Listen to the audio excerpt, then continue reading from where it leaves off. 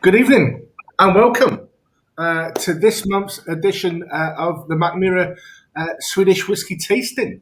My name is Micky Plummer. If you've not been here before, I'm joined as always by my good friend and fellow brand ambassador Richard Micky. Good evening, Rich. Good evening, Mick. Good evening, everyone joining from home. Glad to be here yet again. So, thank you very much for everybody, even Phil. Thank you very much for everybody that's joined us this evening and in the process of joining us.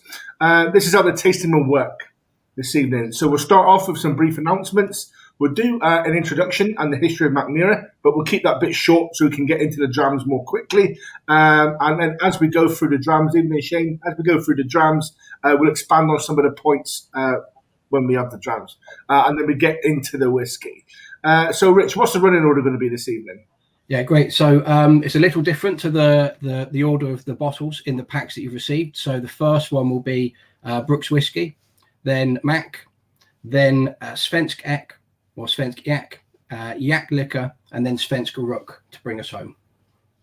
So yeah, so starting off with Brooks Whisky. Beautiful.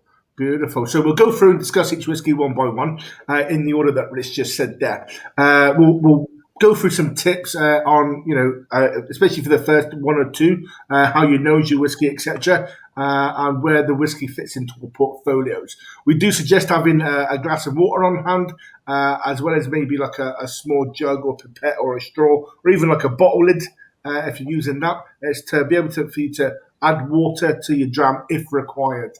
It's not always required; it's a personal preference thing. Rich, have we got any announcements this week? Yeah, got announcements and a deal to probably mention. I think if we do that up front, everyone knows. So I'll say we've got a 24-hour special where if anyone buys a bottle of the Jaktlycka, which is the fourth one up, they can buy any of the Core Range bottles for 40% off, nice. Which are the other four that we have this evening. That's active, I think, from 3 minutes ago for the next 24 hours. You'll be able to use it. And if you use mackmyra.co.uk, and use the discount code JAKT40 at the checkout. So JAKT, that's it. JAKT40 at checkout. Announcement wise, I think got a few upcoming shows to talk about. This Friday, Micky and I, if anyone joining us tonight hasn't seen it before, we host a virtual pub on a Friday evening at 6 p.m. Something to close off the working week with for people. So 6 o'clock we get together, just have a few casual drams. It's not much about brand and things. Obviously, we do talk about the whiskies, but we bring guests along with us. This week we've got Hector McLean as our VIP patron of Jeffrey Street Whiskey and Tobacco there. Next Wednesday the 24th, which is next Wednesday, at 7 p.m. you can join us on Facebook or on YouTube for our Reserve Cask show, hosted by our cask brand ambassador Matt Chambers.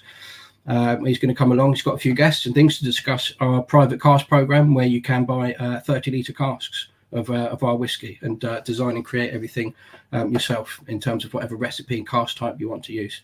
Nice. We've got no in the following Friday on the 25th or 26th, trying to do the maths in my head quickly, Mick. But yeah, no in next Friday, and that's because the Saturday is the International Whiskey Day. So we're sacking the Friday off and making a 2-hour special on Saturday at 3 p.m. Where we've got our friends in the international whiskey scene coming to join us. So from left to right, we've got Chris Riesbeck of Westland, Seattle based American single malt. Stephen Randalls of Curach Whisky from Ireland, and Shilton Almeida, big friend of the brand, from Paul John. So yes, come and join us next Saturday at 3 p.m. and hear a little bit about world whiskey in general. Yeah. Nice, Rich. Nice. I'm looking forward to that. Are we Saturday afternoon session as opposed to a Friday evening session for a change? Yeah, we'll have earned our late afternoon nap, I think, after it. Definitely, mate. Definitely.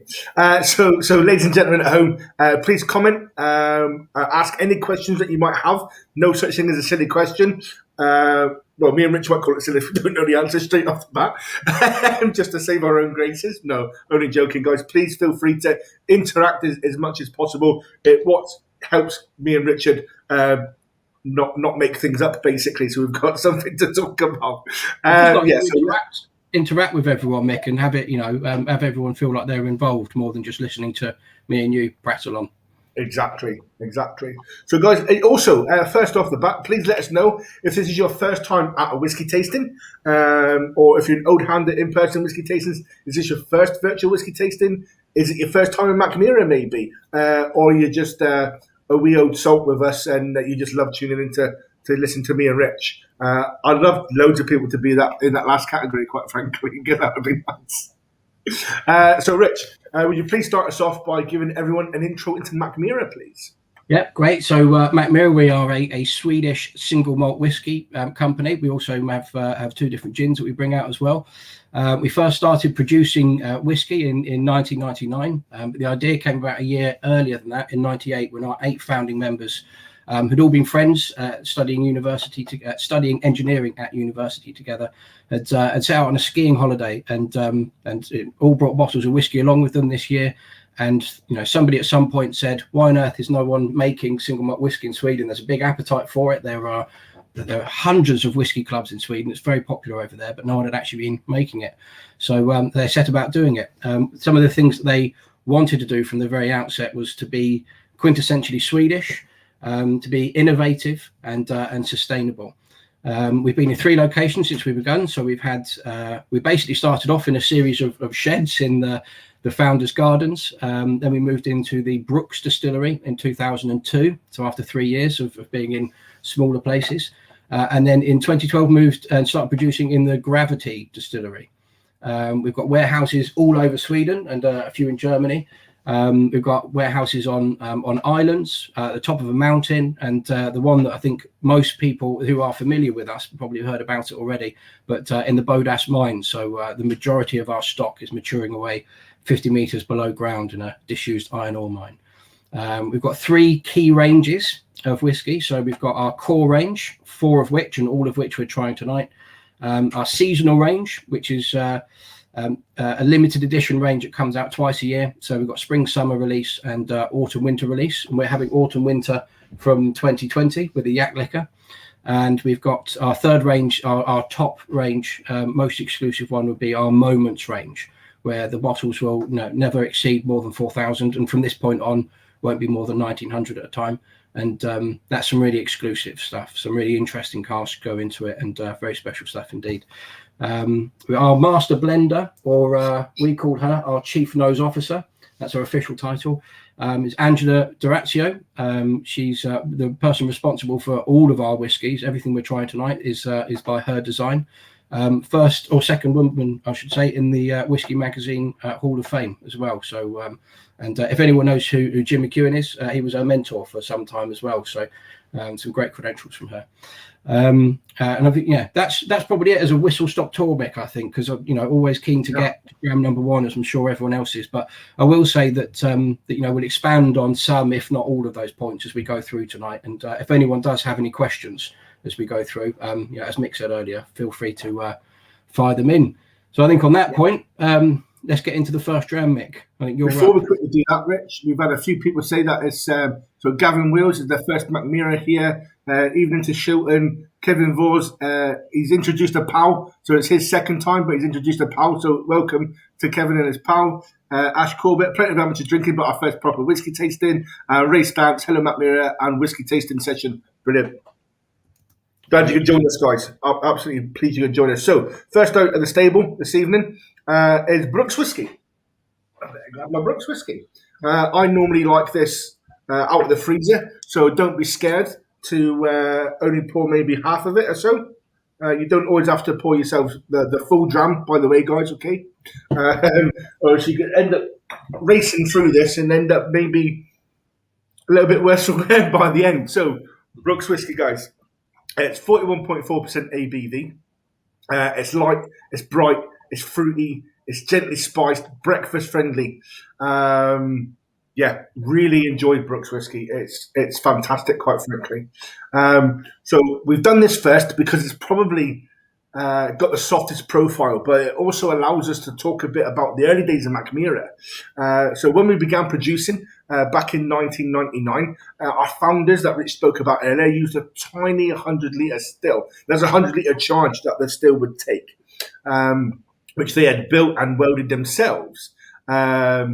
So the usable portion, the heart or the cut of that was worked out to about 30 litres, which led us really to create what's been the heart of Mackmyra, especially in the early days, which is the 30-litre cask. And we've got a show next Wednesday with Matt that Richard touched on upon earlier, and we'll mention it again near the end, to describe how you can be involved with those 30-litre casks and have your own of those as well. Then in 2002, we moved into our first proper distillery, the Brooks Distillery at Mackmyra Brook.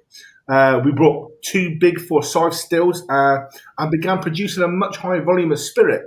Our wash still was at 10,000 litres, and our spirit still is slightly smaller at 7,000 litres. We stayed there until 2011 when we moved into our gravity distillery, which was, as far as I know, still the only one in the world that's producing. There is another in build in Edinburgh, down in Leith, in Edinburgh, in Scotland. But as far as I know, that we are the only one producing at the moment. Excuse my watch; it just kicks off sometimes. So the Brooks Distillery allowed us to really grow and become, known on the world stage, really, because we are in modern times we are the very first. We are the first Swedish whiskey distillery. So most of the whiskey we were drinking tonight was in fact distilled at Brooks. Most of, not all of, and that become apparent in drams as we go along. We'll explain this to you guys as well. But Rich, Brooks whiskey, or our breakfast whiskey, as we sometimes say. What do you reckon? What's your take? When you called it, sort of fresh and bright, I think you said at the beginning. That's what I think it's the perfect one to start with. Perfect one in the range. There's a lot of art. It's quite a relatively complicated cask recipe. Again, it's going to lots of we'll different. Go through that in a second. Actually, in fact, should we go through that, Rich? Well, I think that, but it's even though there's it's not just an ex-bourbon whiskey, which is a great way of being able to see the spirit character of the least sort of interfered with whiskey, basically. Where you can see what a particular distillery is like. But this has got lots of different casks gone into it, but it still manages to capture our essence, I would say, quite well. So fruits and light warm spices, perhaps, and a bit of a herbaceous note to it. But go through. Let's hear about the casks. Yeah. So the casks that went into this, guys, were 200-litre first fill ex-bourbon casks, like Rich just said there. We also used 100-litre first fill Swedish oak casks. And those are using our elegant recipe or our non-smoky recipe. We've also had 100-litre first fill sherry cask influence in there as well, which again is used on non-peated recipe. And we've got small amounts of our 200-litre ex-bourbon smoke tail and casks in there. And we'll talk about smoke tails later on when we get up that way. So there's no point in diving into it right now, guys. But if you do happen to get a bit of smokiness on the nose or on the palate of this, then well done. I personally, and I'll keep saying it, I personally don't get it, but I know people that do. So if you're tuned into that sort of wavelength, then fantastic, because you're going to get it. If you're not, you'll be a bit more like me, and you prefer the bolder, or you pick up more the bolder flavors are a bit more obvious. Yeah, that's we there's always a person or two on the tastings, or there tends to be, that can pick up a bit of smoke in this. But I think I'm in the same boat as you, Mick. It's too subtle for my nose, I think. Right, yeah. This is good news. We've got a few more. People. So we've got John Townsend, first tasting Mackmyra. Ross Parnell, first tasting session too. So looking forward to this. Brilliant, Ross. We've got Paul Ryan. Had the last week. Really nice whiskey. Usually a Scottish or Irish, but this equals any. Brilliant. Happy with that. Bully, a regular fly with us. Good evening, Bully. Yeah. Well, guys, let's know what you're thinking of Brooks this evening, please. Let us know. Let's toast everyone that's joined us tonight, and especially the people that try Mackmyra or Swedish whiskey for the first time. Skål. Rich, so suppose we should tell everybody what Brooks and what Mackmyra. Let's start with Mackmyra. Really, what does Mackmyra mean? What does it translate to? Yeah. This is one of my favourite things. That I was same as you, as a fan Mackmyra for well, on my part at least, probably better part of 2 years before actually joining, and had no idea what the name translated into. I will start off by saying that it's not just a Swedish company trying to sound Scottish. Mackmyra is an actual place. It's about an hour and a half north of Stockholm, just to the west of a place called Gävle.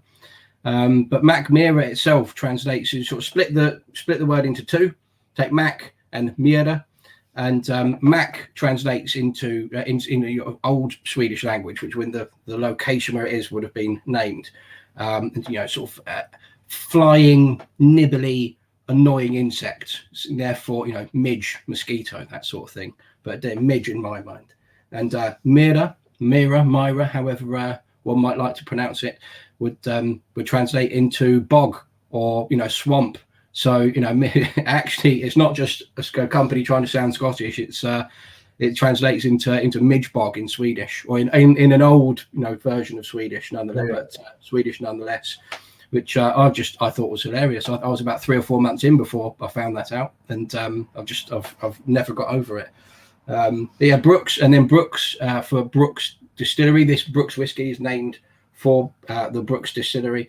That translates. There's a few different usages of the words, and depending on what sort of age you are and or the language you might use. So utility or utility and usefulness. It could be your favorite of something, sort of an industrial meaning to it as well. So the Brooks Distillery itself was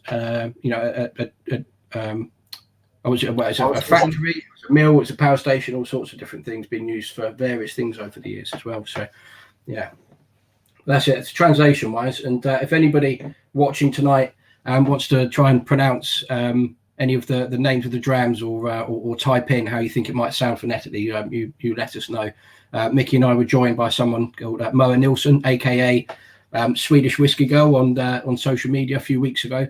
If anyone's interested in how to pronounce some of our whiskies, go back on our Facebook or on YouTube, and you'll be able to find that show where you and I learned a few lessons about how to say things. December, Rich, I think. December, yeah, it's difficult. We had great fun, and I think lots of people watched from our colleagues in Sweden and thought it was hilarious watching us do it. Oh, they're a win of the time at our expense. Good evening, Ross. Glad you could join us for your first time joining Mackmyra.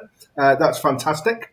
Graham Freeman's first taste of Mackmyra here, certainly not disappointed. Brilliant. That's absolutely fantastic, guys. Oh, good one. Oof. Yeah, well, I was about to ask. I don't know if that's to us, Mick, or if that's to I think we need to answer that. I think Cole's going to answer that one potentially. Yeah, bully, dangerous. Yeah, go for that. I'd go breakfast. Oh, that's a good one. I think I'll have to circle back and come back around to it, trying to capture it in one word. But I'd be interested to know what people's thoughts were about anything you can pick up on the nose. We said, Mick, at the beginning that we might, for the first couple of drams at least, give it a tip or two on sort of nosing and tasting a whiskey. So do you want to take that away? I tell you what, Rich. Why don't you do that when you start dram number 2 and start it from the beginning with liquid in the glass?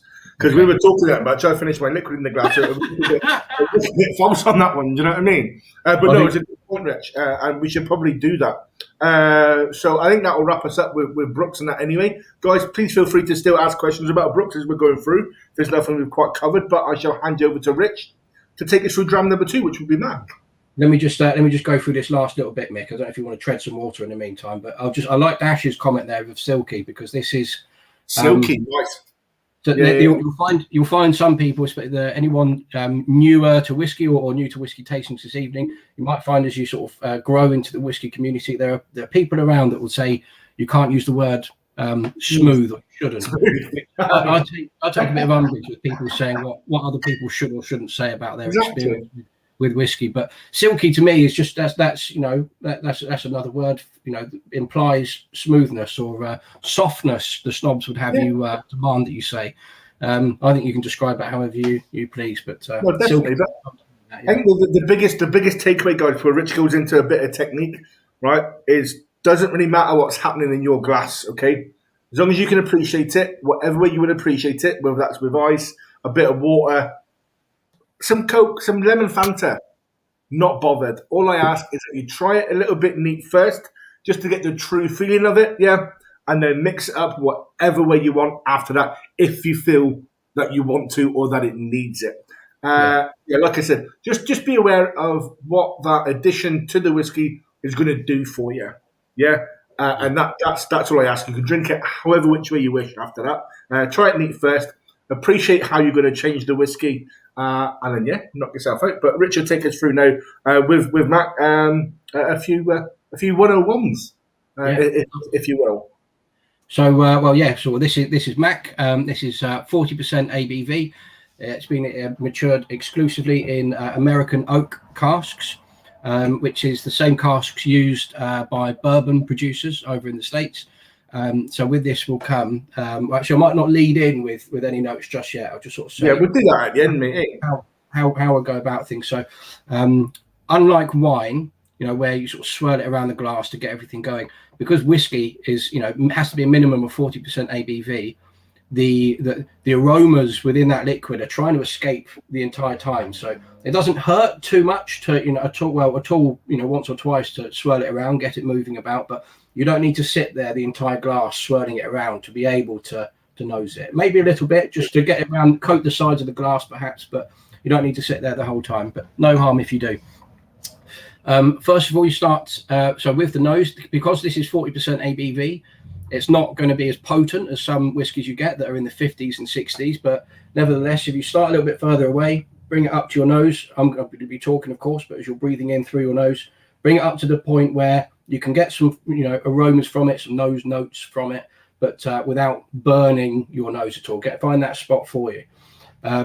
You might feel funny doing this, but if you can try and force yourself to keep your mouth open and sort of your tongue down a little bit, that helps the air move around. If you imagine opening the back window of a car on the motorway with the front windows closed, that air making all that noise, just spinning around in the back of the car, keeping your mouth open whilst breathing in through the nose helps that air flow around and move around.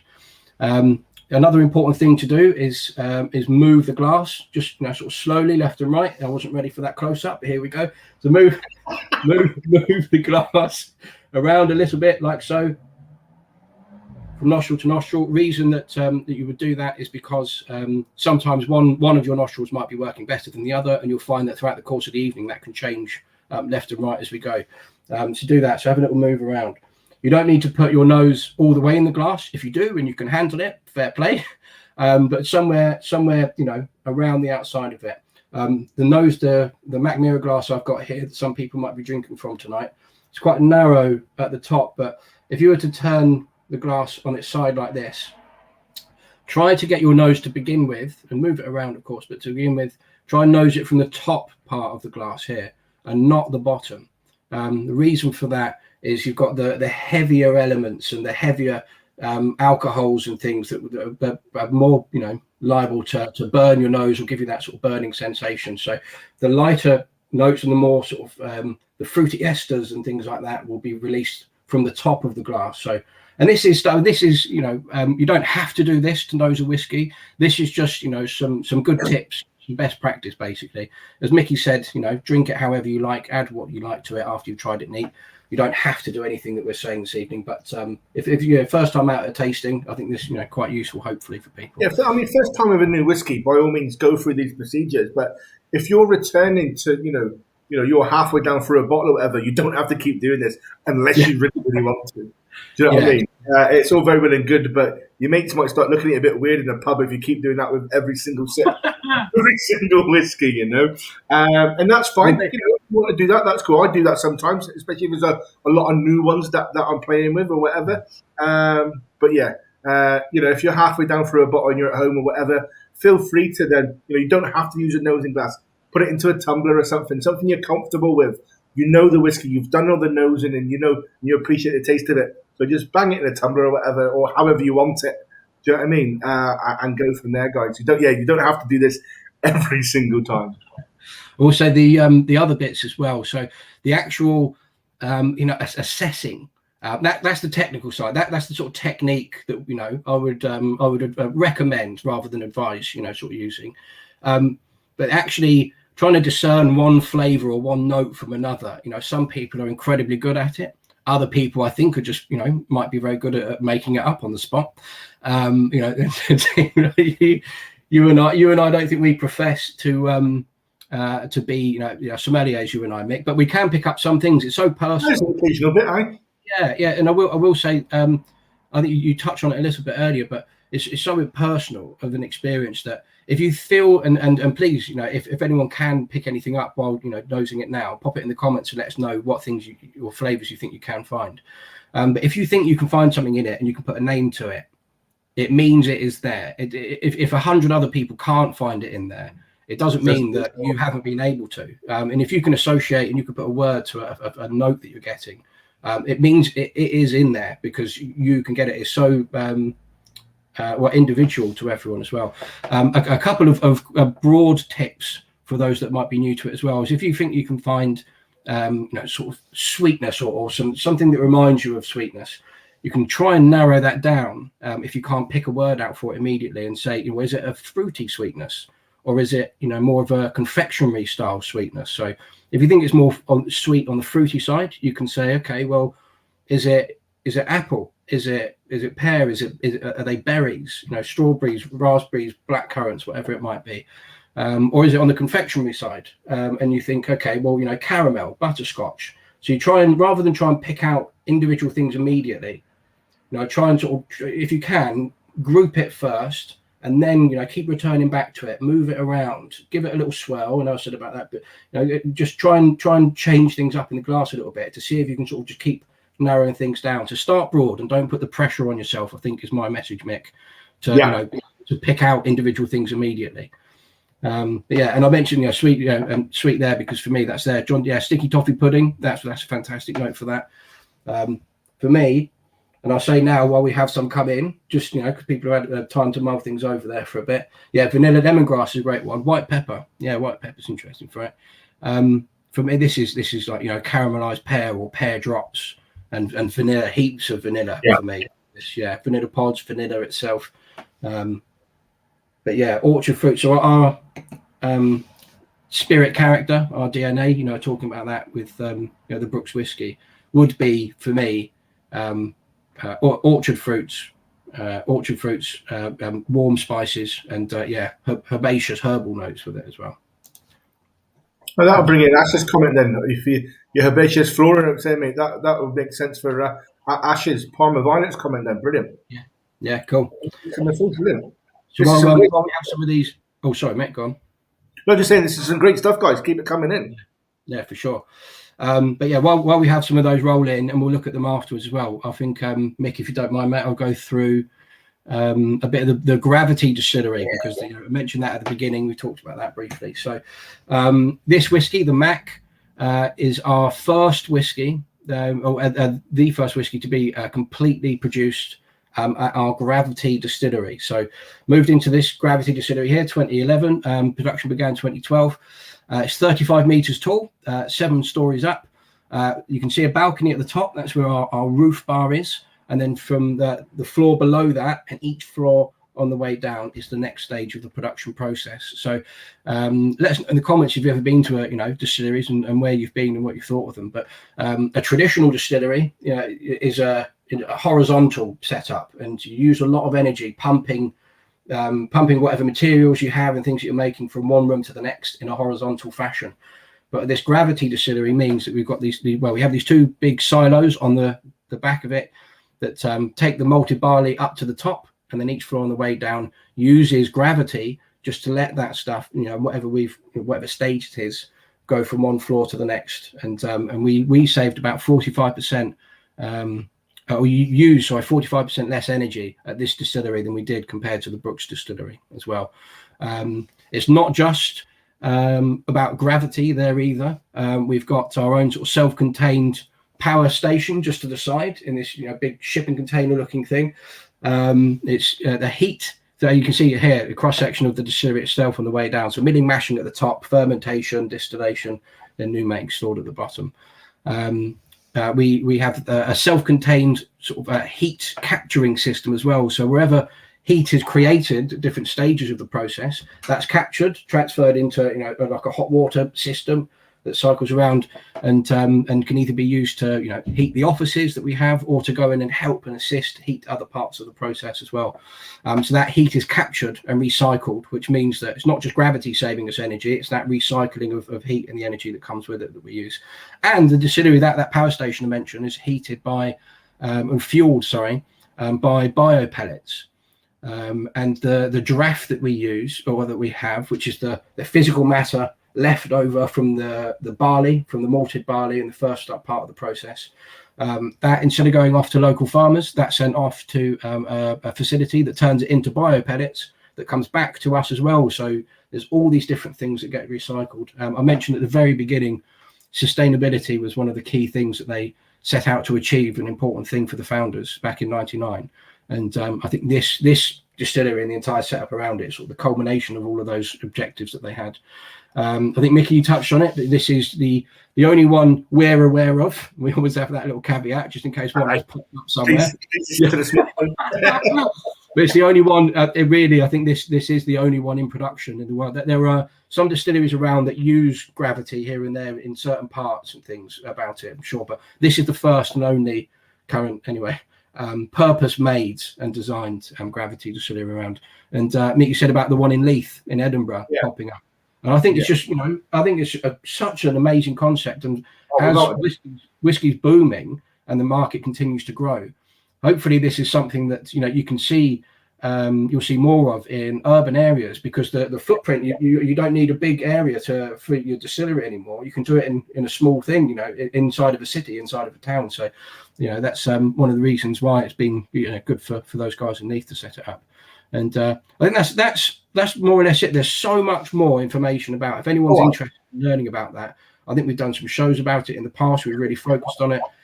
You can check out mackmyra.co.uk, where you'll be able to see, and mackmyra.com, where you can see blog posts of ours where it talks about how it was, the concept behind it, the idea, the implementation, building it, and loads and loads of information around that you can find to see a bit more about it. But I think it's just a great idea. It feels good for me personally to work for somebody that's doing it, because I think it's fun to talk about. No, it's absolutely phenomenal. So Gavin Wills, the distillery is open for visits normally in normal times. If you get yourself there, etc., then yes, there is a visitor centre and all that sort of good thing.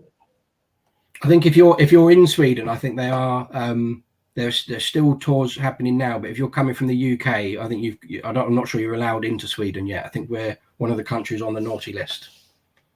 Probably. Oh, nice one, Graham. So Graham gets sugared almonds, and near the end of the Mac, caramel coming through nicely. Lovely, Ross. Lovely.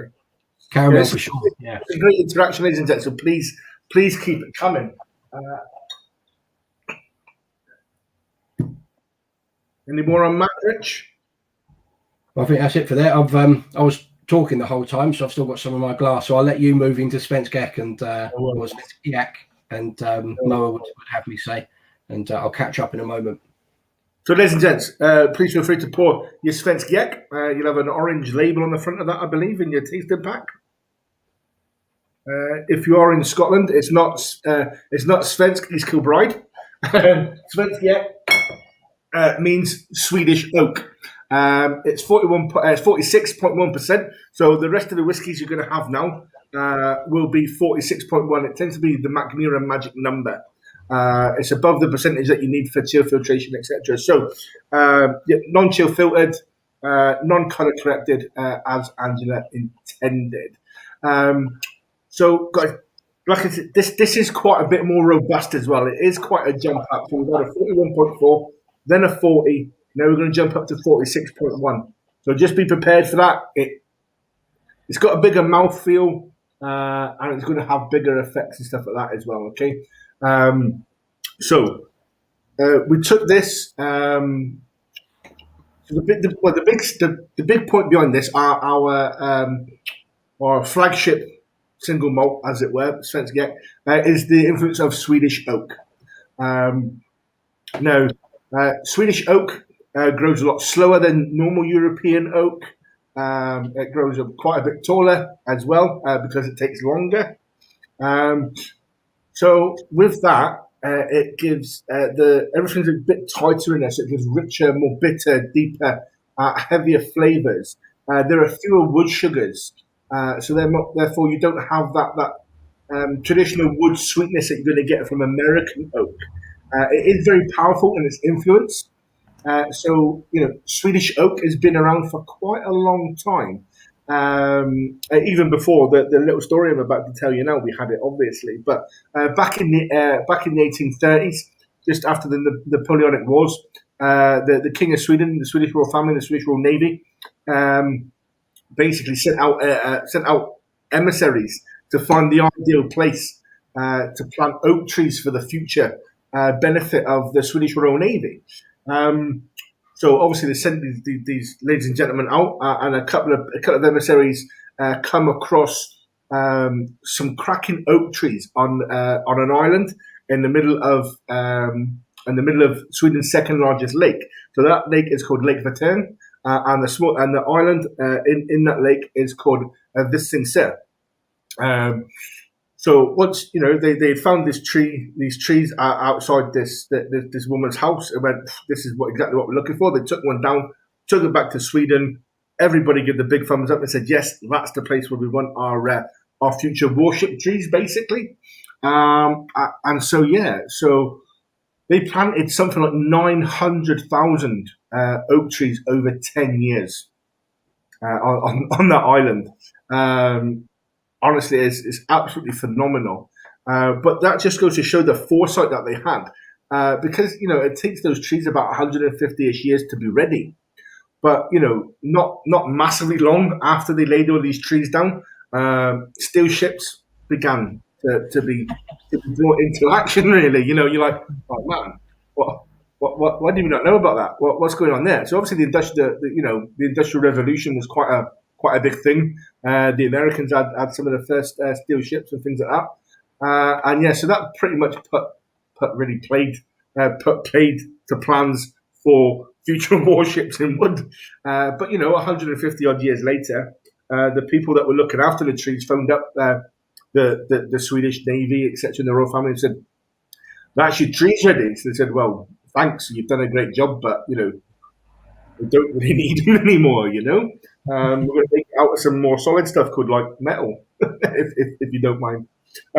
So where does that leave all those trees? Well, the good thing is everybody loves trees and that anyway. It's great for the environment, but also, the stuff, the ones that were cut down, etc., they still go into making furniture, floorboards, but more importantly for us, making whiskey casks, making staves for whiskey casks.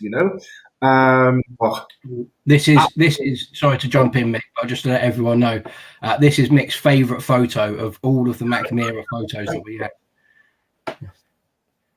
Who is this, Mick? Who are we looking at? That's our very esteemed Cooper, David Anderson. He's a third generation Cooper. Absolutely fantastic guy. We had him on a show as well at the beginning of the year. So guys, please do look back in our back catalogue and you'll learn about David and his family and how they go about making our casks, etc. Phenomenal guy. Awesome photo. Just, yeah. So the cask makeup with this guy is basically we took liquid from first and second fill ex-bourbon casks that had been maturing for a good few years. And then we finished 10% of that liquid, took 10% of that liquid, and we put it into virgin Swedish oak casks for 18 months. And for me, this is spicy, fruity, robust, and very full-bodied compared to what we've had so far. This is good. I'm proud to stand behind this as our flagship single malt. It doesn't give you that over sweetness that bourbon casks or American oak cask can give you. It does have that nice peppery finish that I quite enjoy. Ladies and gentlemen, please tell us what you think. Rich, you're getting some consensus on some of the more sort of robust flavors. And before we move on from the cask conversation, there, Mick, what is you said virgin Swedish oak cask? Yeah. We've got some people that are new to tastings, might not be brand new to whiskey, of course, but what does virgin oak mean? So basically, good point. Actually, I tend to forget myself sometimes. Not everybody has been around this. But basically, if something's described as a virgin cask, it means it's the wood's fresh. It's not had a liquid in it previously. So when we say ex-bourbon casks, it's previously held bourbon from America. If we say virgin, American oak, Swedish oak, or whatever, it's not had any liquid in it before. When we say first fill, second fill, that means it's had liquid in it before, depending on the liquid involved: sherry, port, bourbon, whatever. That's it. And first and second is referring to the first time, the second time that your whiskey has gone into that thing, isn't it? Yeah. So if you hear first fill ex bourbon or first fill Oloroso, think it's had Oloroso sherry in before or bourbon in there, so you'll have some of that influence left still in the wood, where you can get some of those flavors and influence then impart gently, into your whiskey. If it's first fill, you're going to have more of those previous flavors present in the wood. If it's second fill, you'll have a bit less because you've had whiskey in there in the middle to draw some of that flavor out of the wood. And then third fill, fourth fill, at which point you start really referring to it as refill for the most part anyway, which is better for longer maturations. If you're putting laying spirit down for 20, 30, 40 years, or however long it might be, refill casks are often very good for that. Yeah, so notes-wise, Mick, I think you've had... You're on top of the comments this evening. So. Yeah, we've got so Graham's come in with cinnamon, licorice, and aniseed. Nice. Oh, Gav, good evening. Good evening, Spence. Yeah. It is that big, more punch of a flavour, isn't it? First time for Neil and Nadine tasting the Mackmyra whiskey. Brilliant, guys. Welcome. Loving the taste and learning loads. Fantastic. That's what we're here for, guys. John Townsend, aroma like a favourite leather chair. Burnt sugar, licorice. Okay, nice. Those are good notes. I like that. I don't know how many times I've licked my favourite leather chair though to get that flavour. I'll be honest with you.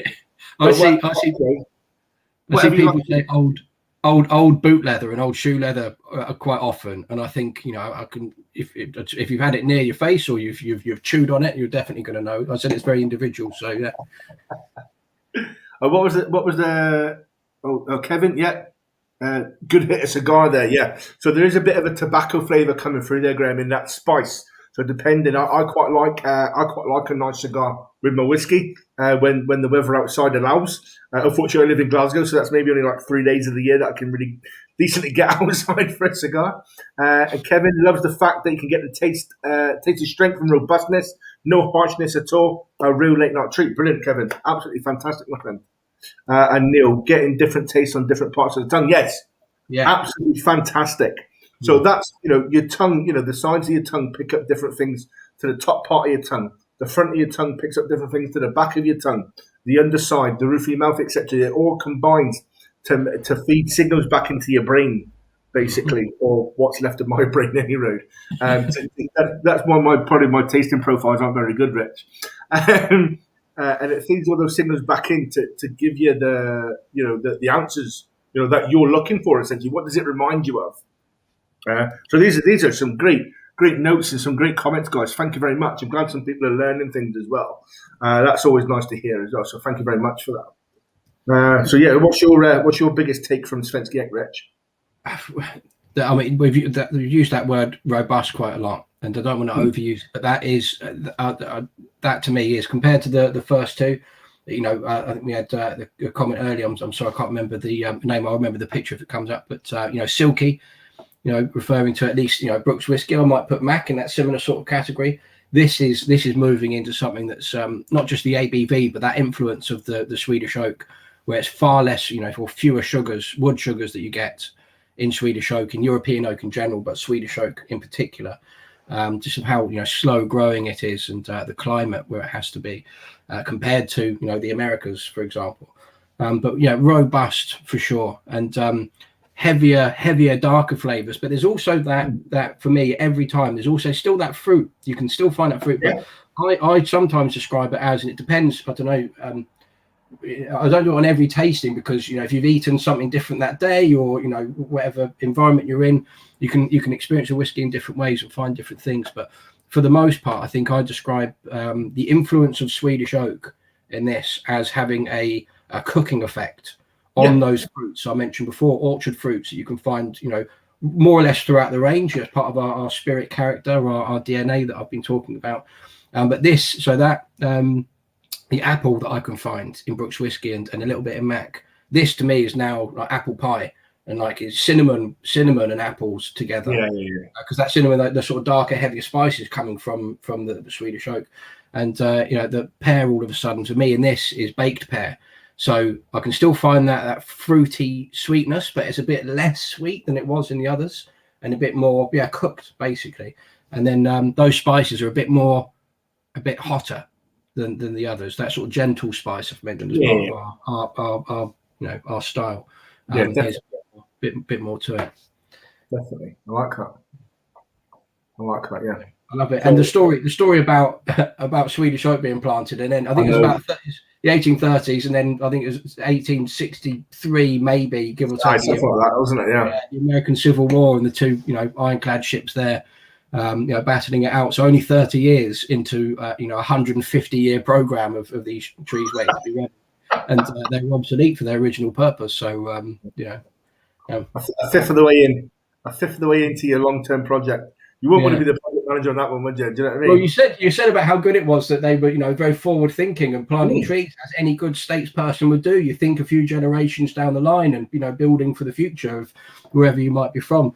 And they're very forward-thinking. But 30 years later, someone came along and just had a better idea. Yeah.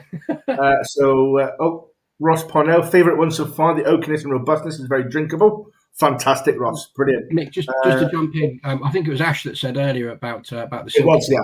Thanks, Ash, for commenting again. This one for me, if people still got some in their glass, this is something that can benefit from a drop or two of water. So if you do have, I think I definitely saw somebody comment already and say for him this is just more robust, but it's going down as easy as the others. Or I might be paraphrasing his comment slightly, but this for me. If you are finding a bit of heat on the back, a little bit of burn, perhaps it's possible if you're not used to alcohol at 46%.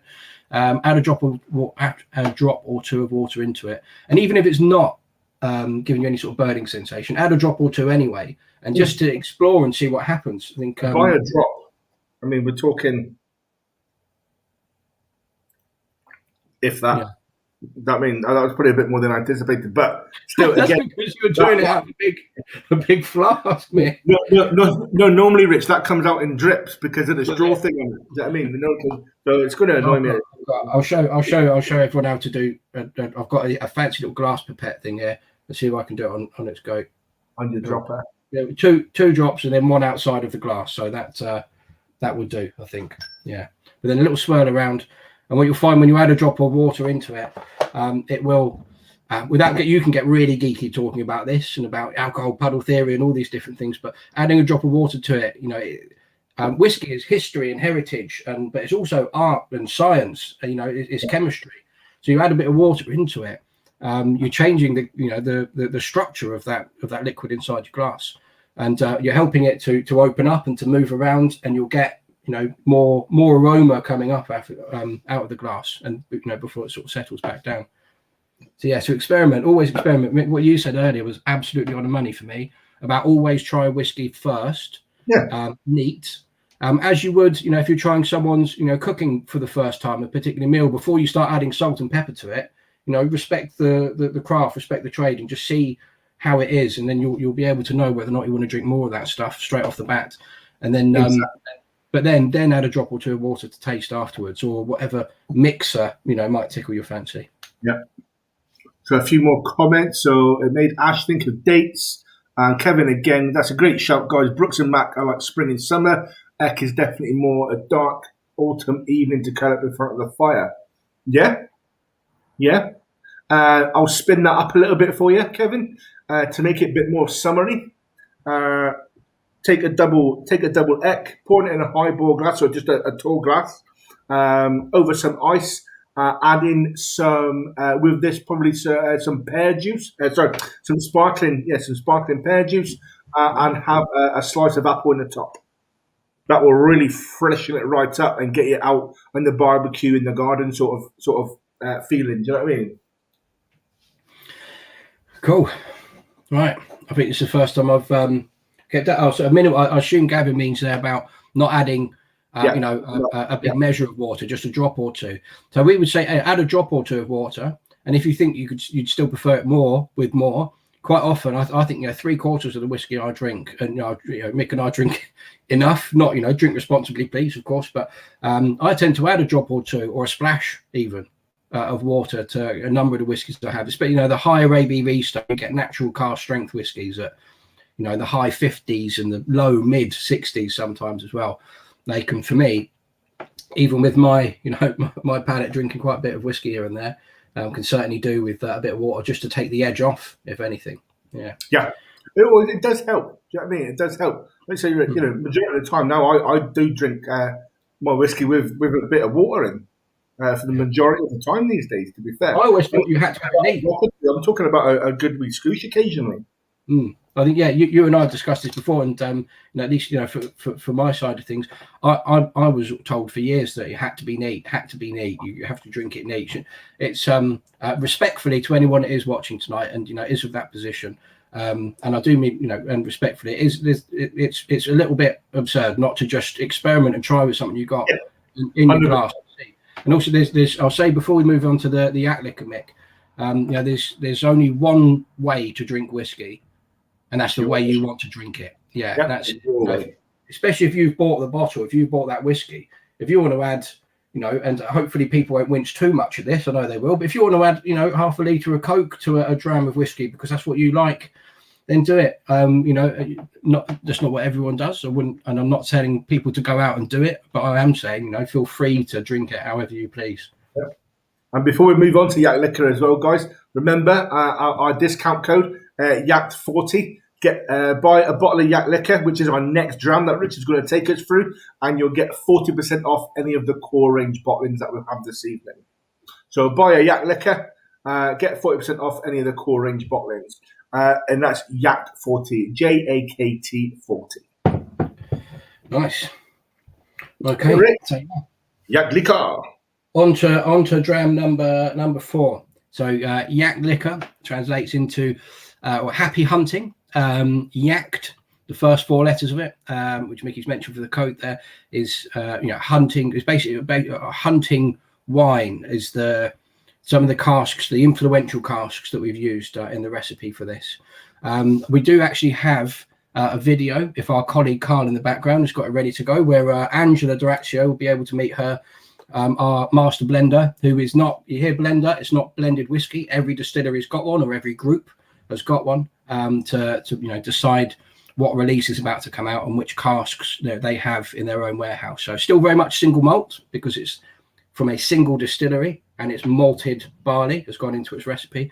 But Angela D'Orazio, our master blender, aka, or actually our official title, Mick, is thank you. She'll come along here and do a little bit of our job for us and tell you a bit about this whiskey. So Carl, off we go.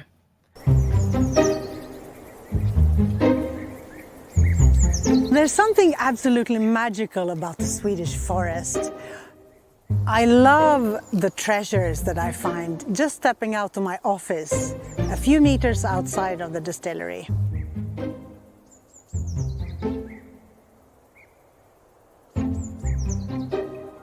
So Grythyttan Wine are a great partner to Mackmyra.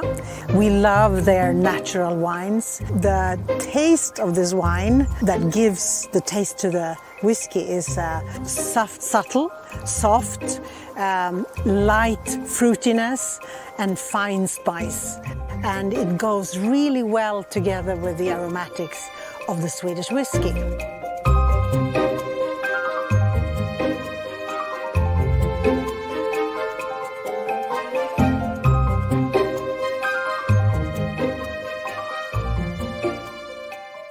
The Swedish innovative finish together with the Swedish oak, that is a perfect combination.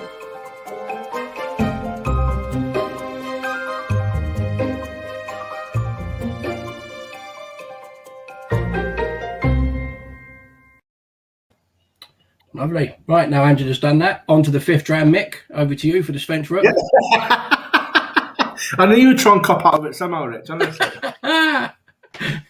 No, yeah, great. So that's Jaktlycka. That's Angela going around the forest, explaining the bit of the, I don't know, describing the feel of this. So I touched on at the beginning in the initial intro about 3 ranges we've got: core range, seasonal range, and the moment range. Core range stuff that will be there year after year and is there to sort of show people a little bit about what we're about. The seasonal range is something that comes out twice a year, 2 different limited editions each year. Usually they are limited in their number in that they won't be made again, but there's usually about 15,000 bottles or so for each release. And they're there to sort of showcase and retain spirit character, something I keep referring to, but so important really for any distillery, but us in particular as our identity. The seasonal whiskies are there to keep that character, but then to showcase it in different ways. So using different influences, and things that are inspired by their prevailing season, basically. So this was our autumn release for last year. And Mick, I know you've said this before, it's like autumn in a glass. It's Halloween in the glass, Rich. Halloween in the glass. This is meant to elicit, feelings of being outdoors and walking through, forests, Swedish in particular, but any forest will do, and the aromas and the vibe that you get going about. And this one, all about flavour of the outdoors. In Sweden, they have something which, although we were told, Mick, how to pronounce this just last week by Angela, and I've already forgotten, so I'm going to pronounce it how I read it in the past. So before you do, change the position of the T to after where you think it was before. Oh, that's going to confuse me, mate, I'm afraid. Because so in Sweden, if anyone joining us is from Scotland, I think we've had 1 or 2 that have released whiskey before. But in Scotland, they have something called freedom to roam, the right to roam, where you're able to, you're not allowed to jump into people's gardens, but if you can walk around, nature and the outdoors as you see fit. In Sweden and Scandinavia, they have the same thing. And it is called, and I'll take any correction from anyone that can help me phonetically in the comments, but Alan Menstraten, Mick, sort of, that was close enough. Yeah. See, mate, I was hoping you were going to give it a bash with the T in the other place where it was supposed to be, because I completely forgotten what it was. Yeah. Well, you're useless to me, mate. I don't mean that. Mate, I'm sorry. Normally I've got my notebook next to me, right? I should have done that. I didn't put my notebook next to me, and I've got it broken down, right, phonetically, for when Patrick told us about it on the session. So I wrote it down. I was going to have it next to me, and I just completely forgot that one. Sorry. I think what I probably should have done is just not mention at all, and just said it with confidence. Everyone has got it. You're great there, my friend. You did think you were great. Lesson learned. But anyway, so in Sweden they have that. So last year this was about they have it's a big part of their culture, that as it is, to people in Scotland as well, about having that freedom drive, about being able to do it. It's an integral part of their culture and the people of Sweden. So this is about that. The wine, the hunting wine, the Jakt wine that was in the previous contents of some of the casks that have gone into this is made up of blueberries and lingonberries.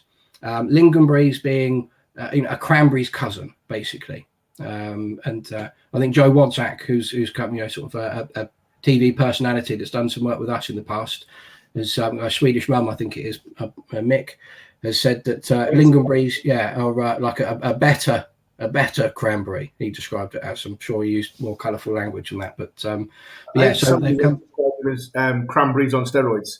Yeah, somebody's called it that. I don't know if it's Joe or not. I'm going to attribute a right to that one because we can't remember who it was that said that. So it's produced by I know that Angela mentioned it in the video there. So a natural wine producer, Greta Tan, who have worked with us on our most recent seasonal that came out last week, our spring release from this year, Bjorksav, which is made with casks that previously held birchsap wine, so Swedish birchsap wine, and is very much, as this to me is absolutely autumn feeling and vibes coming from it that Bjorks have is spring all over. So Glittertand, a natural wine producer, for anyone that doesn't know what that is, a winery that makes wine from from berries and that sort of thing, rather than grapes. So things that they can find out in nature, out in the wild. And lingonberries and blueberries grow very much in harmony with one another. So they to end up working very well in a wine. If anyone's ever been able to try it, they grow, their seasons overlap. So if you go to scoop up some lingonberries, you're going to get some blueberries with it, and vice versa. So put those in the wine, and you've got a winning ticket. Cask recipe for this, and I'll hand over to you, Mick, in a moment and see what people are thinking about in the comments. But cask recipe for this, we've taken 3 different types of casks that have been what we call seasoned with this wine. So we bought the wine from this winery, taken some casks, filled the casks up with that wine for a period of time to get that wine into the wood, remove the wine, put our whiskey in. As simple as that. So those casks, we've used American oak. So lots of vanillas and caramels will be present in that wood, as well as the wine going in. Swedish oak, so some of the bitter notes that Mick was touching on earlier. Some of the, when I say bitter, don't be put off. Dark chocolate is bitter compared to milk, that sort of thing. So, and then ex-bourbon casks as well that have all been seasoned with this hunting wine. And then we've also used new and first fill American oak and some Oloroso sherry casks as well, and lots of different sizes of casks. And you can get really geeky with it. We can go down a rabbit hole, but basically the smaller the cask is, the more intensive the maturation that happens in there because of the increased surface to liquid ratio that you have. So we've used casks between 30 and 100 litres and casks up to from 128 to 200 litres in size for it. And I think that's enough of the technicals, Mick. If you ask me, let's talk about what we can find or what other people have found. So we've had a couple of comments from Graham Peel. So originally so this was his favourite from the Explorer pack that we did. Fantastic, Graham. Happy to hear that. That was a great deal, Mick. That Explorer pack. That was a cracking deal. That amazing deal. Was it like five whiskies, 2 gins, and a pack of tonic for 200 quid? Yeah, something like that. I think all full-size bottles as well. Absolutely fantastic deal. Werther's Originals with ginger and cinnamon core. Nice. So we've asked. So God, where do you imagine drinking Jaktlycka? Where are you? For Carl in the back, it's a hip flask in the Cairn Gormans for me. Me, it's in my hip flask at the rugby. So Graham says it's going to be ideal by a fireside in a private room at the 21 Club in New York City. Very nice, very nice indeed. Ash Corbett Collins, I can imagine drinking this whilst being productive. The others have been relaxing whiskies, but this is a doing whiskey, if that makes sense. Yeah, so I think what Rich was saying really about getting out there and walking in the woods and that sort of thing. So yeah, doing something while having it in your hip flask sort of thing. Yeah, completely understand where you're coming from there, Ash. No bother whatsoever. Lovely and warming, perfect for outside in late autumn, watching the sun go down. Brilliant, Ray. Thank you very much. Graham Freeman, definitely an autumn winter jam, but then again, could drink this any time. Yeah, absolutely spot on. Well, Kevin Voles is on Speenbridge. Okay. Gavin Wills in the garden by the fire pit. Yeah, brilliant. Absolutely fantastic, guys. Absolutely. Gavin, yeah, I'm with Gavin. Yeah, so I'm a big fan of taking the hip flask to rugby, Rich, as you know. What I used to do before Angela made Jaktlycka basically was you can see behind me, I've got quite a varied selection of whiskey. Just a Zoom background, Mick. That's what you told us. No. Can touch it. So what I used to do was basically take different whiskies and basically try to make something not too dissimilar to Jaktlycka. Now, obviously, it doesn't taste as well-rounded as Jaktlycka does because, I'm not a chief nose officer or a master blender. Don't pretend to be.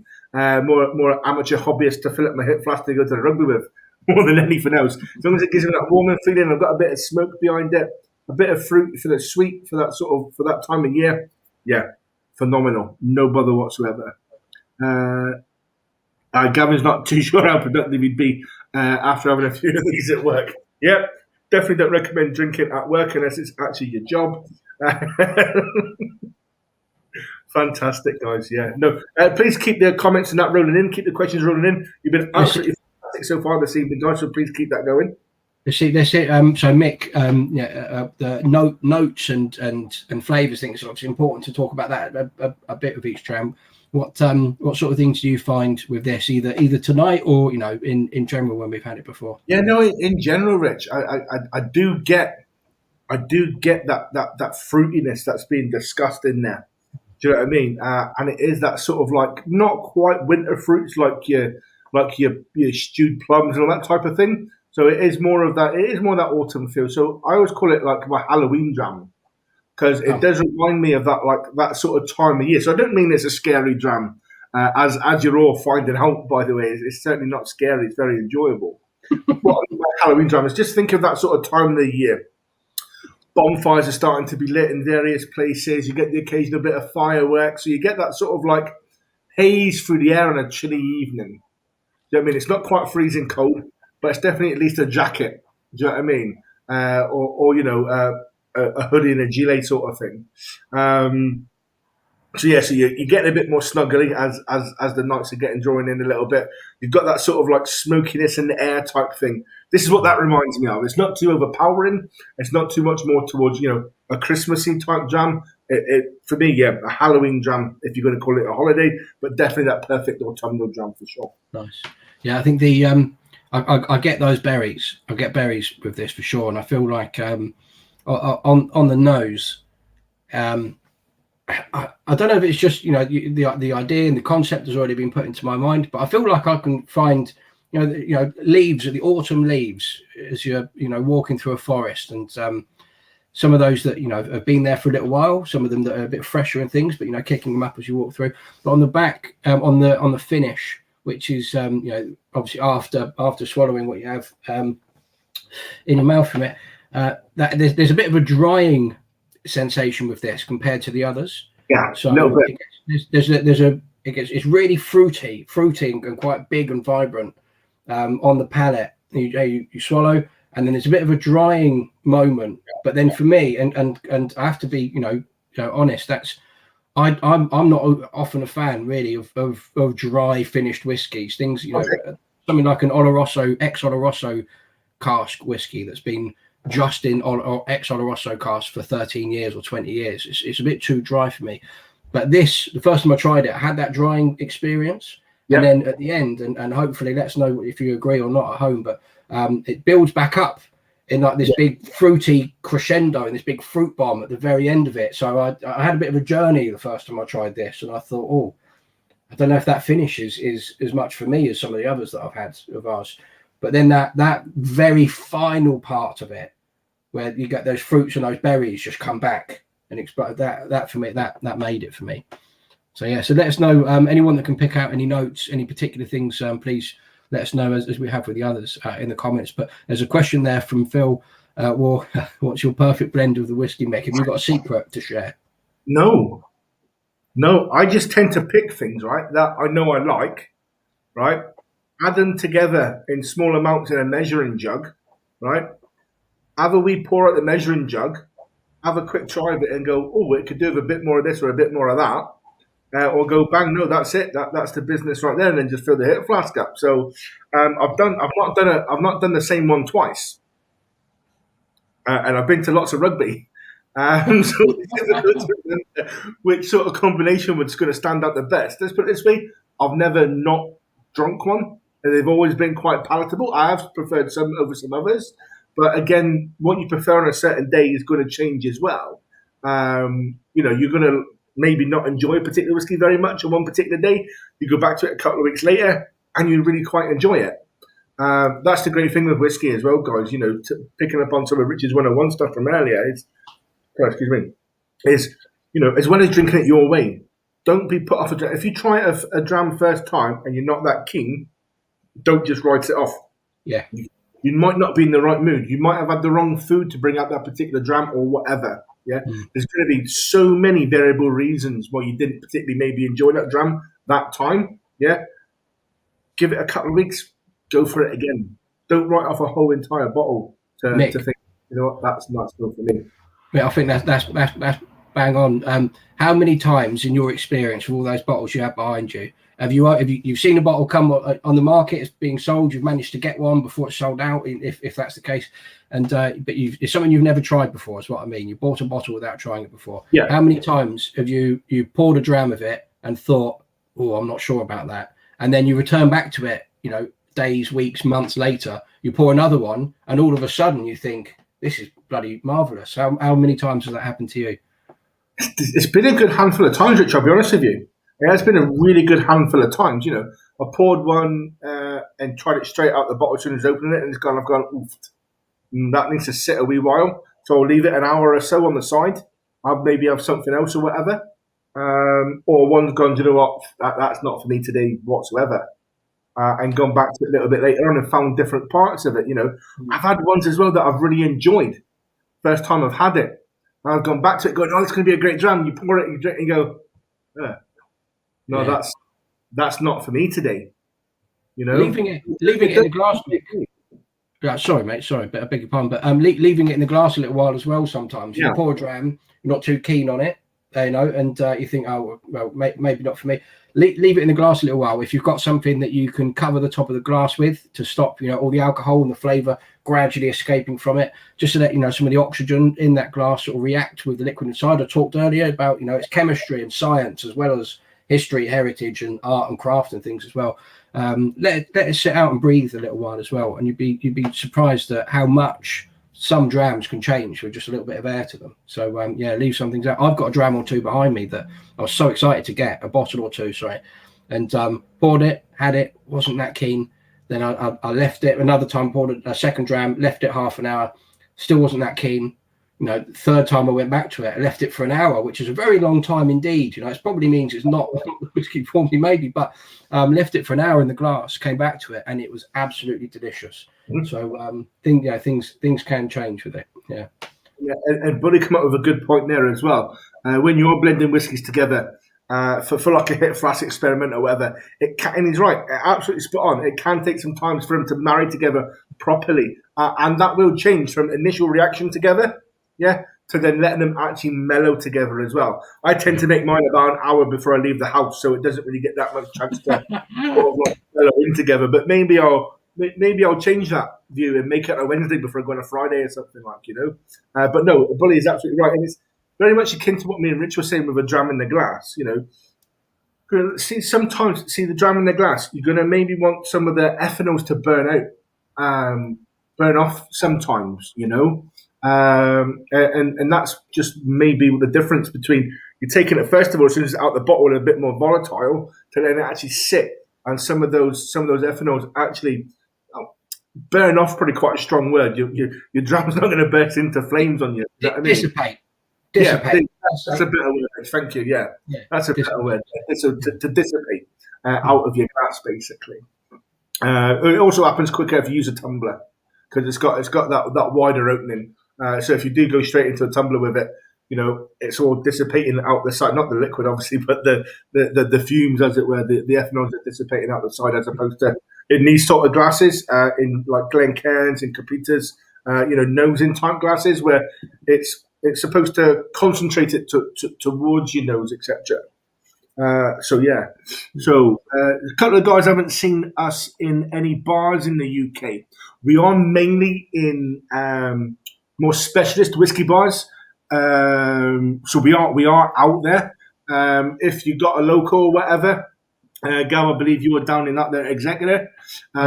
It's my patch. Yeah. We're down in Richard's patch. Yeah, there's definitely a few places. Well, I will say, Mick, sorry to jump in, but just to talk about Exeter in particular. So Mickey and I, as well as being brand ambassadors, where we deal with all the sales to shops and to bars and things for the UK. Mickey looks after everything north of Nottingham. I look after everything south.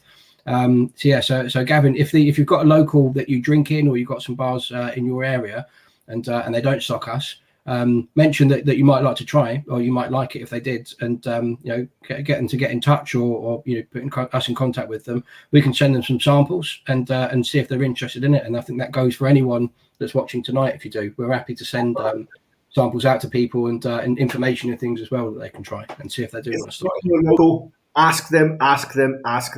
Whether you be from the top and north of Scotland down to the most southerly part of southern England and into the Channel Isles and Isle of Man and Northern Ireland, etc. Guys, ask them. Drop us a message if you get nowhere with that, and put us, tell us what the pub name is. Give us as much information as you can, and we'll get in touch with them, etc. Nice, yeah. Well, cheers, Gavin. Yeah, and right. So I think Mick, before we move into the fifth dram, we've had word behind the scenes that we've got a couple of photos to share. People have I've got no idea what they are, what they look like, but a couple of things here. Oh, nice. Oh, cool. Yeah, great stuff. So yes, it's nice to see people posting about this as well, and hopefully enjoying it. Oh, that's a great one as well. Oh, very artistic, very artistic indeed. I've got a few pictures I've taken with bottles around in a circle like that, but I've never seen one with the glass and the bottles around it. So that's excellent. Yeah, lovely, nice stuff. Nice to see. Mick, I think unless anyone's got any questions or comments on the Jaktlycka, please let it come in. You don't need to rush immediately into the Spence Rook, into the last, but I think we will move into the last one now, and I'll hand over to you. I'll just field a quick question from Mark Cannon. Whereabouts in Glasgow stocks Mackmyra? In shops. Speak to the guys at Good Spirits Company. Speak to the guys up at Valhalla's Goat. Speak to the guys at The Cave, Curious Liquids on the south side. These are all people that I'm in touch with.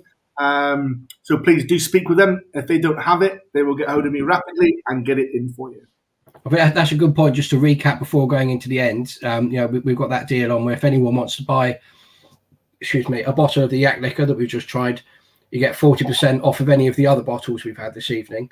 But at the same time, if you've got a local store to you, a local retailer that think sell it already, or you might want to get them to sell something of ours, please support them as well. But anyone that does want to visit mackmyra.co.uk, buy the Jaktlycka, you'll get 40% off the next. And on that will segue smoothly into Spence Rook, Mick. Or I've seen you spotted something in the comments again. Yeah, so John Townsend was just saying his local booth store has it in Carnforth, Northwest Lancashire. Yeah. Very nice. Happy with that. So guys, our peatiest one of the evening and our smallest bottle.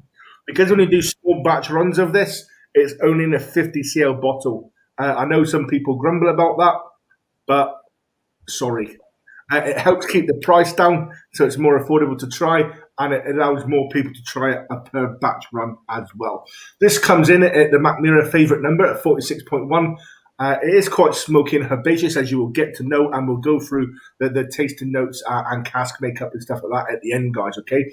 So our peating process is one I really quite like. We're one of the only very, very few distilleries in the world, not just Sweden or the UK or any in Europe or anything like that. Yeah, one of the very fewest distilleries in the world, less than 10, Rich. Yeah, I think. Yeah, there might be one or two that have started doing things now, but I think fewer than 10 or 11, I think is safe to say. Yeah. Don't ever quote me and Rich on exact numbers. That's what we say. Please listen to our small print as we go through the tasting. We will do this. As we say things, Nick, we say 10 or 11, but we're there or thereabouts. We're right there or thereabouts. Yeah, exactly. So we don't do this with our non-peated recipe, but we do this with our peated recipe. So we actually malt and smoke our own barley, guys. So our Rook recipe. So Svensk Rook means Swedish smoke. Okay, that's why it's got that nice grey thing in that on there. So we've actually got a wee shipping container next to the distillery, which is our malt floor and furnace, basically. There's Hakan, the master of smoke. He keeps the fire going, as it were. So what we do is obviously we lay out, we malt our barley, and while it's drying out, etc., we'll build a wood fire on the bottom level, and then a grate above that. On that grate, we'll use locally sourced peat from a place called the Karen Mossen, or the Bog of Karens. I've changed it. It's actually the Karen Bog, but I prefer to call it the Bog of Karens. It's a bit more. I don't know. What should we call it? Like on point for this day and age. I don't know. I'm probably far too old to be talking like that anyway. So any of the youth drinkers amongst us, obviously those over 18, let me know what you would call it. But yeah, so the Karen Mossen, or the Bog of Karens, is approximately 50 kilometers away from the distillery. So again, everything very, very local. But we do something different to our peat. When we put a layer of peat above the fire to start drying and smoking, to give us that smoking, drying effect, we also use a layer of juniper twigs, believe it or not, for that proper Scandinavian twist on our whiskey, because we want everything to be Scandinavian, we want it to be Swedish. There's a very traditional way of meat and food preservation in days gone by. So this is a wee nod back to those sort of days, really, to put a Swedish smoke twist through our smoky whiskey. So we actually get the juniper twigs from the local power company. So they go out and about and they cut down around their power lines and all that sort of stuff, all the wild growing juniper bushes. So we'll take the juniper berries and we put that back over to Mackmyra Jaktlycka, where we do where it's now our gin distillery. And we take the branches, etc., and we put those lovely resinous juniper bushes on top of the peat to give that real, like I said, that real Scandinavian twist of smoke through it. So if you do pick up juniper in this, that's why, basically, guys. Okay, it's fantastic. We originally, our first smoker was in one of our founders' gardens. But they had to move it, unfortunately, because it was quite a residentially type area, and there was a few complaints of the excessive smoke coming from the neighbours. So we moved it out to one of our founders' summer houses. So there's the repositioned one out on the shores of one of our founders' beach houses. I think that's just fantastic. So you can tell actually how small that is as well. I think it's a great story. Imagine that. You rock up in your garden, you've got an excessive barbecue essentially on the go, and your neighbours complain. So the fire brigade come around and move your barbecue out towards the beach. that's essentially what happened there, isn't it? Do you know what I mean? It's probably putting it very, very simply, but that's roughly what's happened there. So we actually smoke this. So if anybody's a proper geeky peat nerd, we actually smoke our barley to 60 ppm. Now, to some people, that might not mean a lot. ppm means parts per million, and that's for the phenol count of the smokiness that's in the whiskey. So it's a bit sciencey, it's a little bit geeky. So to put it into context, if any of you have heard of like Lefroy or Ardbeg or Lagavulin, for some of those more traditionally known peated whiskies from Islay, they normally get smoked roughly between 40 and 50 ppm, Rich, isn't that right? So it's there or thereabouts. Not one of those. No, but that is. Listen to the core print. That is. I think that is right. That is right. Yeah, but obviously you're not going to get that in the dram, yeah, because we don't use in our peated run, we don't use 100% smoked peated barley. We only use like 23-ish%. So to put actual proper numbers behind it, for anybody that might want to see or imagine what that looks like, we use a 1,500 kilogram batch of malted barley per run. So when we do a smoked run, 350 kilograms of that 1,500 kilograms is from our smoked barley. So already that's taken the overall effect down quite considerably from 60 ppm. And then we don't measure that at all. So we don't know what that number looks like. Some maths person could probably do it, in all fairness. I'm not that person. And then not after 4 or 5 drams anyway, yeah. It would be even before that. Do you know what I mean? It's definitely not after that. But what happens during the distillation process is that ppm number would normally reduce by approximately 2/3 as well, because of stuff in the liquid burning off in the distillation process. So we like to think of this as probably a really good entry into peated whiskey. Some people get put off, peated, oh no, I don't like peated whiskey. And they only think of one particular brand of whiskey. that they don't like, Rich. Do you know what I mean? And pretty much write off all the others. Don't forget, there's different kinds of peated whiskey out there. Even just on the most famous peated island of Islay, you know, each of the distilleries there use different kinds of peat, and they've got a different profile in their peat as well. Some of them. Oh, sorry, Mick. Yeah, go on, mate. I was only going to say some of them use peat from the Highlands. Yeah, and there's only there's a few of the distilleries on Ireland. You've got 8 that have got whiskey out now and released out now. You know, you've got Ardnahoe that are coming online soon, and and 1 or 2 others that are in the works. But I think there's three of those 8, 3 or 4 maybe of those 8 use. I think there's 3 I know for sure. Another one of those. But then the others get their peat from the Highlands, and where that peat comes from, which is basically very, very, very immature coal. So sort of biomatter that's which is from bogs or from forests and bogs and things around them.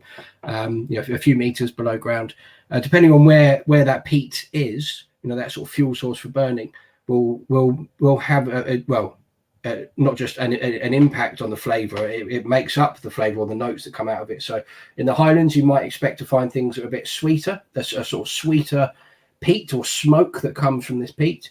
And not all smoky whiskies are peated whiskies necessarily, or not all smoke comes from peat, but and vice versa.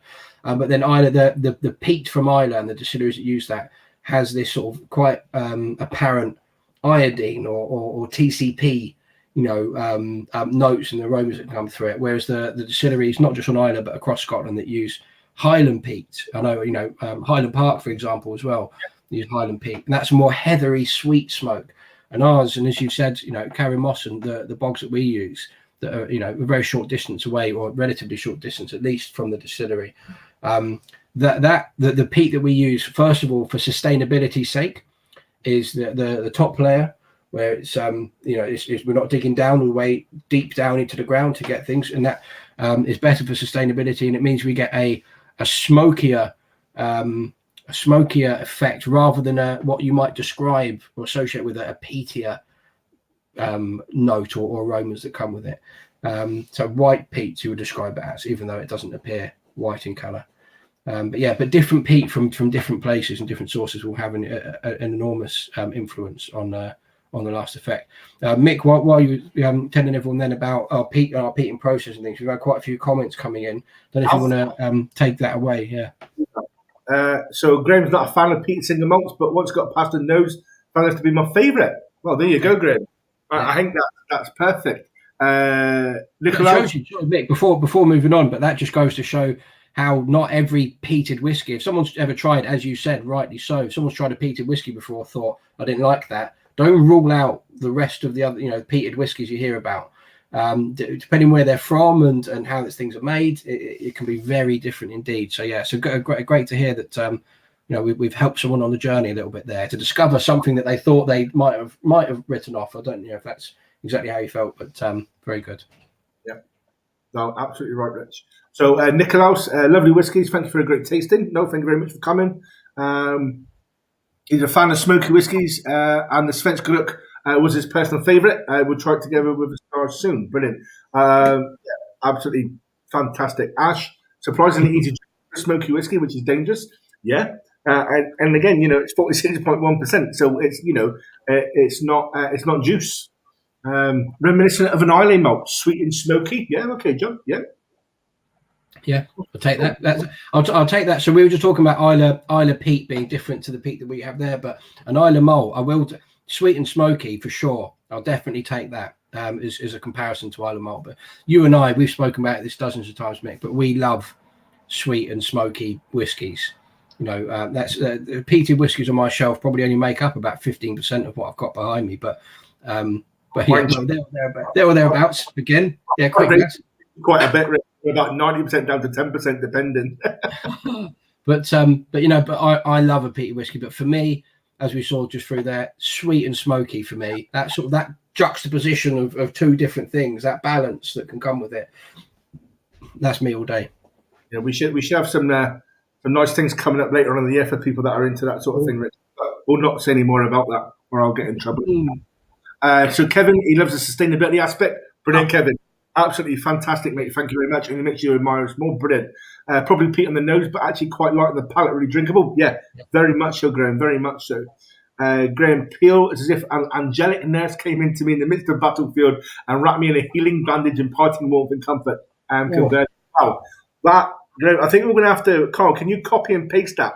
We might have to use that official note somewhere. And if we do that, we'll make sure you're suitably reimbursed, Graham. That's actually a fantastic passage. Mick, when we can get back to whiskey festivals and shows and things, let's have that just on a poster behind us. Spend some work on it. Yeah, I wouldn't say a tagline per se; it's a bit too lengthy for a tagline. But yeah, I think we could definitely have that in a story in the background or something. Yeah, for sure. That's fantastic. Where is Mackmyra 10-year-old? It used to be available. So the Mackmyra 10 is actually it was part of the seasonal range. So we only produced a limited number of them, so they're not part of the core range. However, the 10. So if you can get hold of a bottle, we don't have any. Sweden doesn't have any. So if you can get hold of a bottle in the wild, grab it because it is great liquid. It is great liquid. Fantastic grain. You get some nice spice in there. Yeah, I agree. It's lovely. It complements it really well. Oh, no problem, buddy. Yeah, brilliant tasting, guys. Brought bottles of the full range that has allowed me to do the tastings 3 or 4 times now, probably 7 or 8 times bully in all fairness. Don't mind, and I learn something new every time. Brilliant bully. That's fantastic. Mark Cannon, is it true that your bottle caps are recycled from old whiskey casks? On our seasonal range, yes. And on our moments range, they're actually made from recycled cask hoops. There's a couple on the core range, though, do have it, but the seasonal range, yeah. So these wooden here we go. These wooden caps. So, all of them apart from that.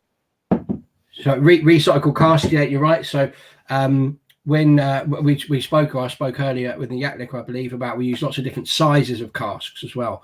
And more often than not, that if we've got a 30-litre cask that we use, we use a lot of them, that will be something that if it's ex-bourbon, that will come from a 200-litre size ex-bourbon cask, a barrel that we chop the ends off of those staves, keep the bend in the middle, you reduce the number of them and create basically a 30-litre cask. That's the the layman's way of sort of a brief way of describing what happens. But we end up with all this excess wood that goes into making these caps. So we're talking about sustainability with the distillery and recycling raw materials that we have and the hot water or heat they put into hot water system and things. But yeah, we any excess waste we have from anything that we use, we try and put back in. And Mick, I think if you show the metal cap, I'll let you explain what hoops. So obviously, the metal hoops that go around the casks that Richard mentioned just now, to keep them all together, etc. Well, obviously, if we've got an excess of wood, we're going to have an excess of cask hoop as well. So we obviously would take that, we melt all that down and stuff like that as well, and use that on our moments range and on our reserve bottling range and stuff like that as well. Yeah, I think that's just for me. I said about earlier with the Gravity Distillery. I personally speaking, take my Mackmyra hat off for a moment. I just like working for a company that does it. And in fact, there's all these other little details. It's not just we could stop at having a Gravity Distillery and it just be about showmanship and about branding and things and say, well, look at this big Gravity Distillery we've got. Aren't we good? But it's not just that. It's all the little things as well. It's so many little bits of detail that actually, and you and I, we've seen behind the scenes, we know, things that happen in here, there, and things in the production or just the attitudes in general. All these little small things to me make up something that is big and grand as having a Gravity Distillery. All these little details that are thought about along the way as well. So it's not just saying, oh, we're a sustainable distillery or that's what we're setting out to do. They're actually they genuinely want to do it. The founders and everyone that's running the company now. So for me, it feels good to be able to work for that sort of thing. Definitely. And do you know what, Rich? I've just noticed a couple of comments as well. And you're talking about the little details. Well, it might only be little details, but they mean so much. And there's a few comments that echo that really. So Graham Peel, this has been the best online event that he's participated in. Thanks, everyone. Graham, honestly, thank you very much for taking part. Great. So Graham Freeman, great tasting, guys. First time I've done an online one, and it's been up there with the best distillery tours I've done. Nice. Yeah. Thank you. That's amazing, guys. Do you know what I mean? This has been fabulous. Thanks so much. Convert to Mackmyra. Brilliant. Welcome to the family, Gavin. Glad to have you with us, my man. And a few other comments as well. Kevin Vos, love the rock. A bonfire on the beach with your mates. Yeah. Brilliant. Yeah. I think whose answer was that, Rich? I think that was somebody's answer to the whiskey scenario question we ask on the in. Oh, I can't remember now. I mean, I can sit here and think about it for a moment, but even then, I'll probably still struggle. I think it was one of the first ones. So for me, a friend of mine, when I before joining Mackmyra, I had a bottle of the Rook and a few others. As I said, I was a genuine fan before starting here. And a friend of mine tried the Rook with me, my friend Alex, and he described the nose as like a campfire in the rain. So if anyone's still got their whiskey in their glass now, there's a smoke to it, but there's like a wetness, a dampness, something like that to it. And I didn't pick that out myself, but as soon as he said it to me, I've always been able to find that. I don't have the power of sort of suggestion and things and putting it towards mind, but for me, campfire in the rain. So having this campfire on the beach with your mates, for me, that I think the two go hand in hand. Anyone, before we do start closing off and everything, if anyone does have any notes, anything in particular that they might have found in this, please do share it and let us know as we go. Just to answer Bully's question there as well. Is the distillery going to be open to visitors in the future? It is open, Bully. The distillery is open when you can travel from the UK to Sweden. Get yourself over there. Buy yourself a cask, obviously. Talk to me. We'll get that sorted out for you, sir. Buy 2 casks, Bully. Well, if you buy 3, I'll take you to Sweden myself. Can't say further than that, Rich, can I really? No, I think that sounds a good deal to me. And quite a nice question. I take it, Mark, this is for me and Rich. What are your thoughts on the Intelligence, the first AI-designed whiskey? Sounds so interesting. Well, actually, Mark, we did our very first show of this year was to celebrate International or World Tech Day. Well, it was only American Tech Day, really, but we sort of stole it and made it international.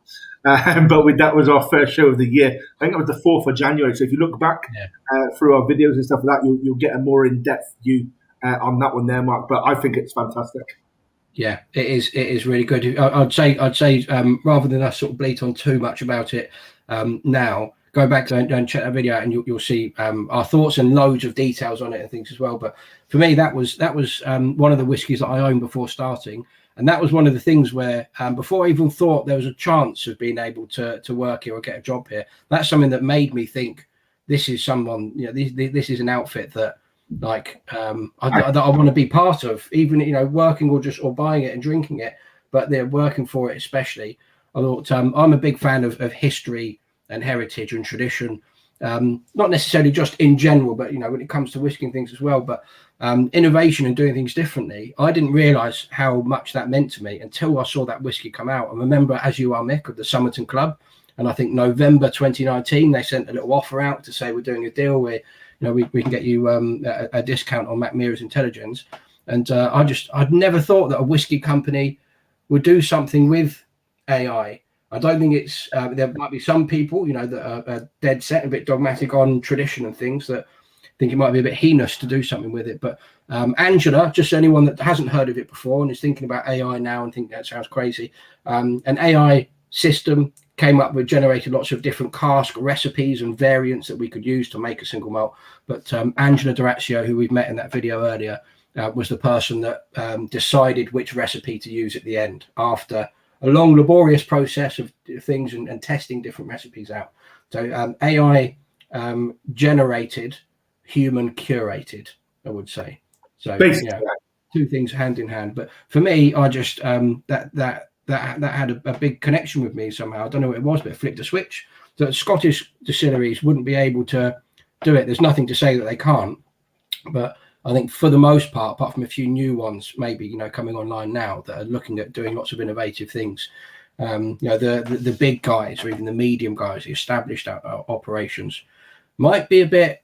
They're doing something with AI could put a lot of people off when your brand is about centuries worth of Scottish whiskey producing. Can you do something with AI? Yeah, you could, but would it make people think, what are these guys up to? Yeah, it would. But with us, we're not beholden to any of that because, we've only been around 20 years and Swedish single malt began existing when we started making it. So, we can do, pretty much whatever we want, which is why you get all of these innovative cask finishes and different types of casks. So yacked wine, blueberry and lingonberry wine casks. Who's using that other than us? No one, and cloudberry wine and other things that we have. And there's all sorts of stuff in the catalogue. Yeah. Exactly, Rich. Right. But I think that's time to begin wrapping up. Ladies and gentlemen, please let us know. We've got a few things to finish up on. But please let us know what your favourites have been. I see somebody's already voted for Brooks. Neil, nice one, Neil. And Beach Hut Man, been enjoying a dram of Rook and just some more. Fantastic, guys. Absolutely fantastic. So while you're letting us know our favourites, Richard will just take us through, just redo our announcements, upcoming shows, and our giveaway deal as well, just to remind you guys before we close out. Yeah. So upcoming shows, we've got this Friday. We have the Mackmyra Inn. It's your local V pub, our virtual pub. It's basically another format like this, but we have a VIP patron will turn up. So we've got Hector McLean here of Jeffrey Street Whisky and tobacco, cigar shop here. It's joining us Friday. We turn up at 6:00. We have a chat. We talk about whiskey. We talk about creative industries. We talk about basically, Mick, we make most of it up as we go along. But and have a dram or two and a laugh as we go.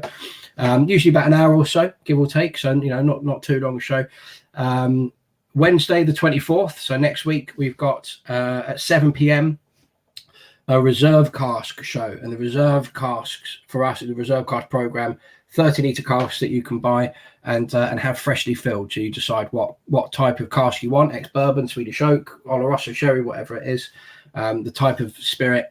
Peated, unpeated, heavily peated, pre-aged, so you can get something a bit faster, all sorts of stuff. But Matt Chambers, our colleague and the cask ambassador for Mackmyra in the UK, also a keeper of the Quake, if anyone knows about the keeper of the Quakes. Very special. When you've made it in whiskey, you become a part of it, more or less. So Mick, you and I, something to aspire to. So Matt's there. Matt's here with a couple of guests next Wednesday at 7 p.m. to talk about the cask programs. With no Mackmyra in next Friday, the following Friday, but we do have in its place, as you can see here, our International Whiskey Day special, where we're joined by our international whiskey friends and compatriots. So we're starting off with Chris Riesbeck from Westland, American single malt out of Seattle. Very, very much sort of in line with us in terms of wanting to represent and give people a sense of where they're from. And the same can be said, exactly the same for Stephen Randalls of Keurig Whisky and Shilton Almeida of Paul John as well. So we've got Swedish whiskey, American whiskey, Irish whiskey, and Indian whiskey. We're doing a 2-hour special at 3 p.m. Next Saturday. So please come and join us. We're looking forward to doing that, you and I, Mick. I know for sure. But that's it for update. So I'll just say to anyone that was umming and ahhing and waiting to try all of the drams before they made a decision on which they might like to buy, if you visit mackmyra.co.uk, if you want to buy a bottle of Jaktlycka, the fourth one that we had, you'll be able to get a 40% discount on any of the other core range bottlings. That discount went live at 7 p.m. and it's live for 24 hours from then. So act fast before you forget if you do want to buy something, of course. I think that's it, Mick. That's it for me from Before we sign off, we'll just cover a couple of guys' last comments. Mark Cannon, thanks because we sent him the link for the AI show. So thinks it's so interesting, unique as a story to the whiskey. Graham Peel, his favourite was the Rook. Ray Stance, great session, guys. Thanks, I'm converted. Just make sure Mackmyra don't make a fermented herring whiskey. I'm not going to make promises because I don't know what goes on in Angela's mind. Because we want to give people, Mick, a sense of place and a sense of Swedishness. I said at the very beginning, but I wonder if that would be a step, beyond even further than AI or something like that. That's that might be a bit. We're not going to make any promises, Ray. Okay. Yeah. No promises. But if we do release one, it'll taste good. That I can sort of potentially maybe semi-promise. Yeah. One of these. Yeah, one of those. Maybe it will, maybe it won't. Don't quote us on that. No, brilliant. So Kevin Voss, gentlemen, huge thanks. My second time, and kind of hooked. I love the rambling structure, but underneath the joke and the genuine experience and expertise, and most importantly, a quality product. Oh, I'll take that. Thank you, Kevin. I'm going to get Carl to copy that. That's going to go into my CV, potentially, my LinkedIn profile and everything, a good thing like that. Thank you very much, Kevin. Much appreciated. Ross Parnell, thanks for a brilliant education on all things whiskey and Swedish whiskey. Our pleasure. First taste, Svensk Get, probably your favourite. Awesome. Nice. Awesome. And some nice thank yous coming in. Guys, honestly, your comments and your interaction this evening has been phenomenal. Thank you very much for joining us. And from Rich and myself, like I said, thanks very much for joining us. Thanks for your great comments. Please come and see us in the pub tomorrow, where it's believe it or not, it's a bit more relaxed than this. If you can get any more relaxed than this, Rich, but it's obviously less structured, a bit more relaxed, a bit more of a laugh, hopefully.